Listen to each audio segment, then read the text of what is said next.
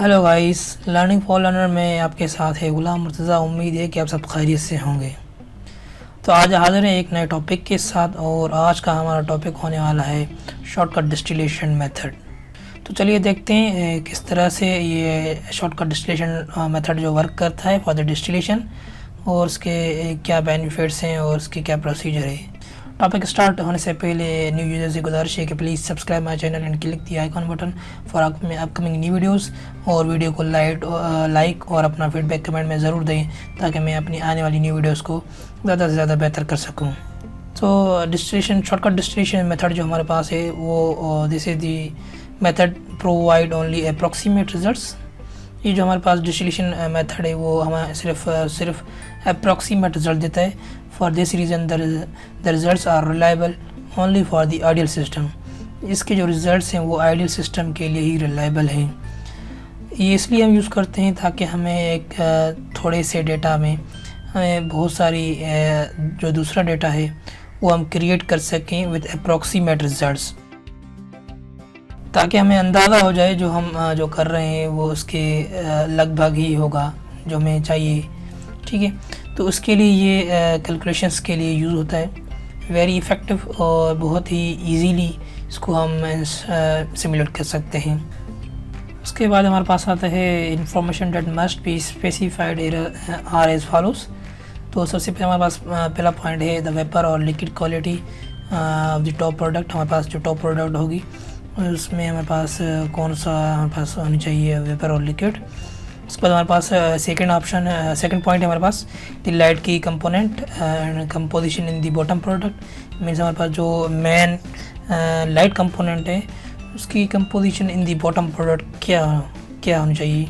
This is the very beneficial. हम control कर सकते हैं हमारे पास जो main component in the light and top product पे होगा उसमें जो उसकी composition in the product in the bottom product में कितनी होनी चाहिए।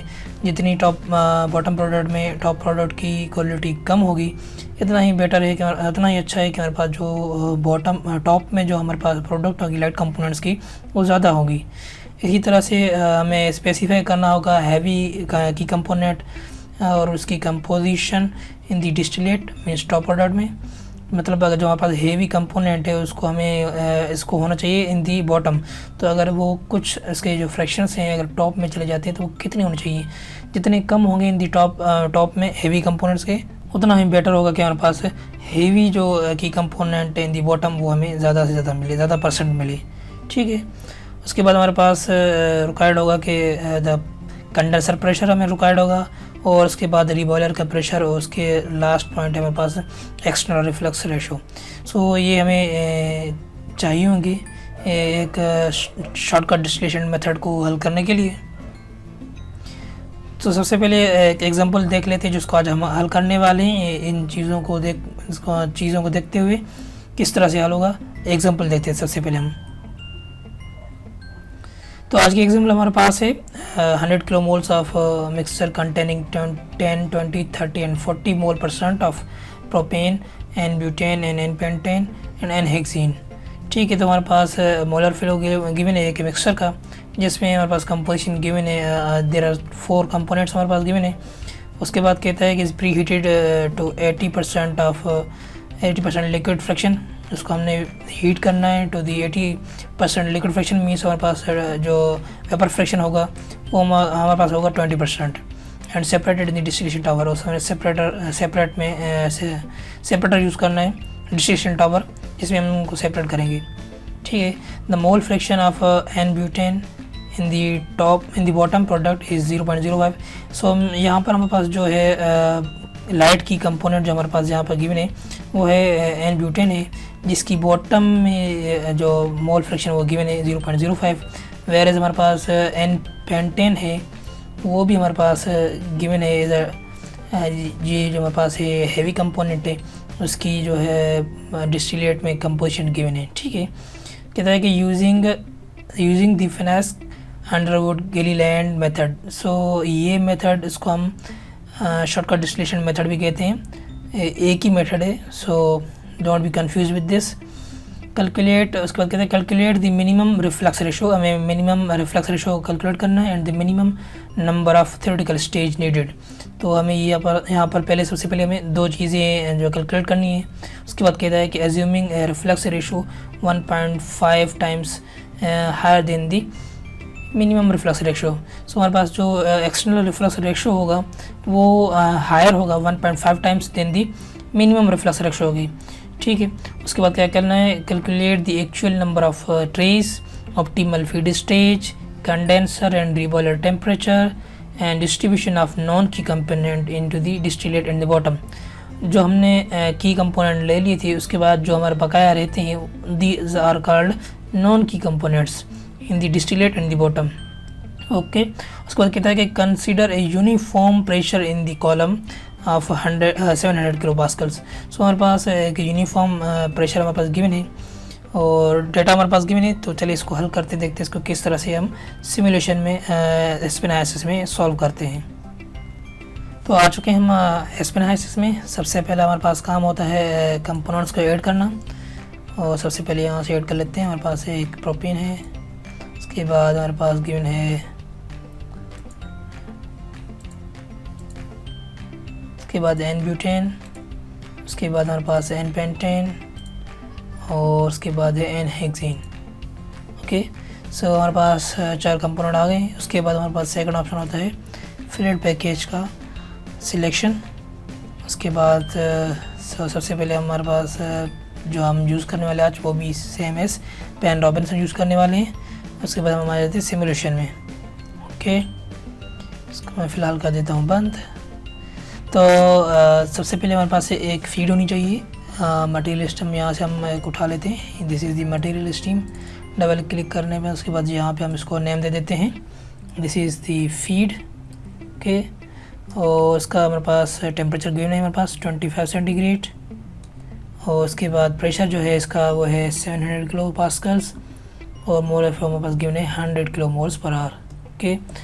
The last main remaining thing जो हमारे पास रहती है इसको कन्वर्ट करने के लिए वो है कंपोजिशन हमारे पास गिवन है। So 0.1% of the 10% of the propane and 20% of the N butane and 30% of the N pentane and 40% of N hexane. So total हमारे पास मोल फ्रैक्शन 1 हो जाएगा। यहाँ से ओके कर देना है। सो स्ट्रीम हमारे पास जो है वो कन्वर्ट हो चुकी है। उसके बाद इसको हमने प्री हीट करना है। सो यहाँ से हम हीटर उठाएंगे और यहाँ से इसको पेस्ट कर देना है। डबल क्लिक करने से हमारे पास इसकी कनेक्शन आ जाएंगी। सबसे पहले इसको कनेक्शन करने हैं। तो फीड हमारे पास है, और उसके बाद यहाँ से हम लिख सकते हैं इसको हीटेड फीड, ओके। और हमारे पास एनर्जी हमारे पास है Q, ओके, एंटर करना है। उसके बाद हमारे पास क्योंकि हम जानते हैं कि जो हमारे पास हीटर होता है उसकी डिग्री ऑफ फ्रीडम हमारे पास 2 होती है। तो हमें यहाँ पर 2 चीज़ें डिफ़ाइन करनी है। तो यहाँ पर हमारे पास गिवन था कि जो है हीटर की जो हमारे पास आउटलेट होगा वहाँ पर हमारे पास जो गिवन है 80% जो थे लिक्विड फ्रैक्शन है। सो यहाँ पर हमारा वेपर फ्रैक्शन की बात करें तो हमारे पास होगा 20% मीन्स 0.2%, ओके। और उसके बाद अगर हम प्रेशर की बात करें तो यूनिफॉर्म प्रेशर है, तो यहाँ पर इसको नेगलेक्ट करते हैं, सेम प्रेशर दे देते हैं, ओके। तो ये हमारे पास कन्वर्ट हो गया। हीट जो है प्रोडक्ट, इस हीट को हमने जो है प्रोडक्ट को, इस फीड को हमने दे देना है इसमें शॉर्टकट डिस्टिलेशन कॉलम में। तो यहाँ से अगर आप नीचे आएँ, यहाँ पर आपको मिल जाएगा शॉर्टकट डिस्टिलेशन कॉलम, क्लिक करना है और यहाँ पे हमने इसको अगेन क्लिक करके पेस्ट कर देना है। डबल क्लिक करना है और यहाँ से हमने इसको कनेक्शन कर लेने हैं। सबसे पहले फीड दे देते हैं, this is the heat feed, और हमारे पास जो टॉप प्रोडक्ट फेज़ है हमारे पास वो है वेपर, ठीक है। और ऊपर से हमारे पास मिलेगा वेपर्स, इसको कह सकते हैं, या टॉप प्रोडक्ट भी कह सकते हैं, नाम आप अपनी मर्ज़ी से दे सकते हैं। उसके बाद नीचे हमें मिलेगा लिक्विड, और यहाँ से हमारे पास होगा QR मीन्स रीबॉयलर की ड्यूटी, और उसके बाद यहाँ से कंडेंसर की ड्यूटी। ओके, प्रेस ओके कर देना है।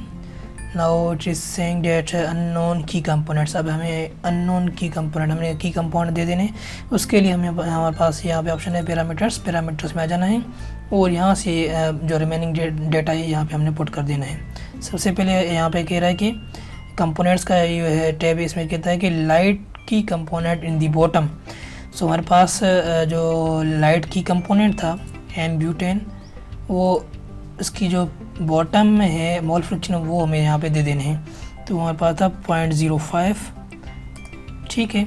और हैवी की कंपोनेंट इन दी डिस्टिलेट वो हमारे पास था एन पेंटेन, और इसके जो मोल फ्रैक्शन से थे वो भी हमारे पास 0.05 थे।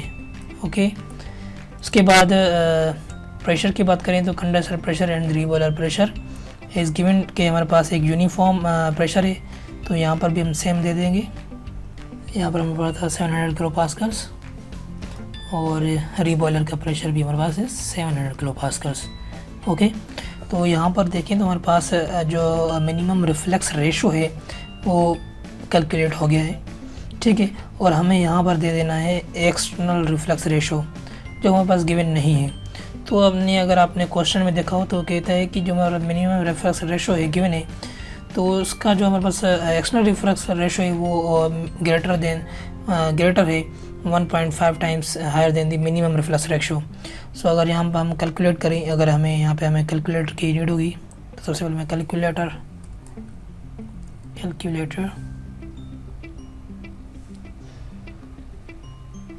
यहाँ से हम कैलकुलेटर ले लेते हैं, और ठीक है। सो हमारे पास जो है मिनिमम रिफ्लेक्स रेशो है वो 1.536 है। अगर इसको मल्टीप्लाई करें 1.5 से,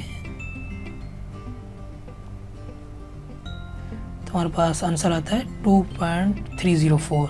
सो हमारे पास एक्सटर्नल रिफ्लेक्स रेशो जो होगा 2.304। ओके, यहाँ पे पुट कर देना हमने 2.304। ओके, प्रेस ओके कर देना है।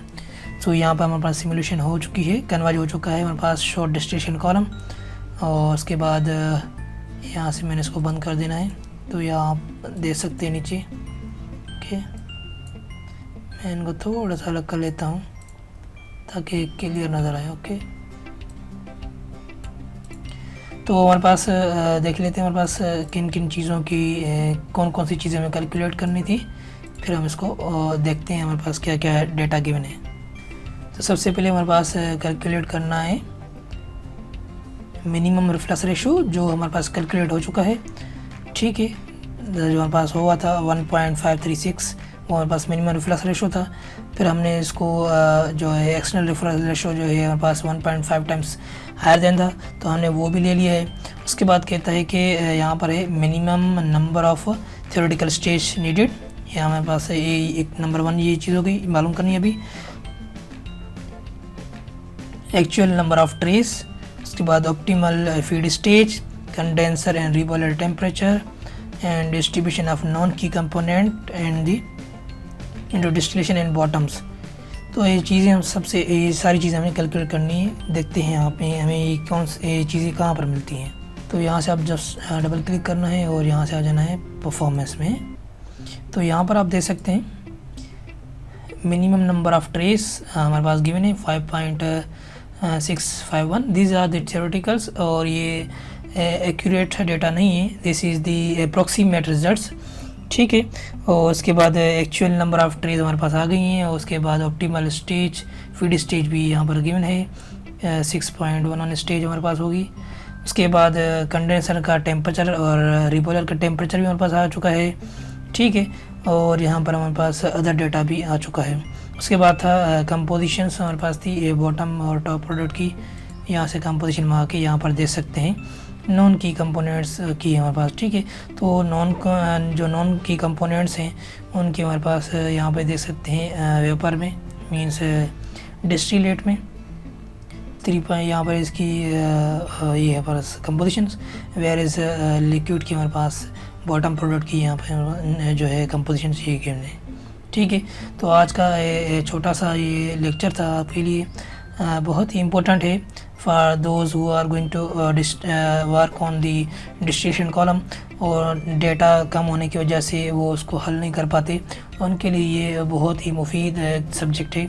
इसको हम आगे जब प्रोसेस करेंगे, लॉन्ग प्रोसेस में करेंगे, तो वहाँ पर हम इसको जब यूज़ करेंगे तो आप इसकी रियल एप्लीकेशन से जो है ना इसको दे सकते हैं। जस्ट मैं आप अभी जो ये लेक्चर सीरीज़ को मैंने स्टार्ट किया है तो इस तरह से किया है कि हमने जस्ट जो सिंगल यूनिट ऑपरेशन से मैं इसको करता जा रहा हूँ, ताकि जब हम जब बड़े हम प्रोसेस जब करें हल, तो हमें इन चीज़ों का डिफरेंटली पता होना चाहिए, छोटी छोटी चीज़ों का। तो जब हम बड़े प्रोसेस करेंगे तो उनमें हमें तंगी नहीं होगी, इसको इजीली हम इसको सॉल्व करेंगे। ठीक है, तो आज के लिए इतना ही काफ़ी। होप कि आपको जो है आज का लेक्चर समझ आया होगा, और प्लीज़ कमेंट करें अपना फीडबैक और लाइक ज़रूर करें। आज के लिए इतना काफ़ी। अल्लाह हाफ़िज़।